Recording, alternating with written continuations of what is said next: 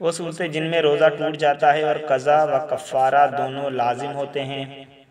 جان بوجھ کر کچھ کھا پی لینا، مسئلہ معلوم ہو یا نہ ہو، اور بیوی سے صحبت کرنا جبکہ روزہ یاد ہو، جان بوجھ کر کچا گوشت یا چاول کھا لینا، جان بوجھ کر سگار، حقہ، بیڑی اور سگریٹ وغیرہ پینا۔ اگر کسی نے تھوڑی نسوار روزے کی حالت میں منہ میں رکھ کر فوراً نکال دی اور اس کو یقین ہو کہ اس کا کوئی جز حلق میں نہیں گیا تو روزہ نہیں ٹوٹے گا، اگرچہ بلا اتفاق مکروہ ہے، مگر عام طور پر چونکہ ایسا ہونا مشکل ہے کہ نسوار کا جز حلق میں نہ جائے، خصوصاً جبکہ استعمال کرنے والے دیر تک منہ میں رکھتے ہیں اور اس کے رہنے سے تھوک بھی زیادہ پیدا ہوتا ہے، لہذا مروجہ طور پر نسوار استعمال کرنا روزہ توڑ دیتا ہے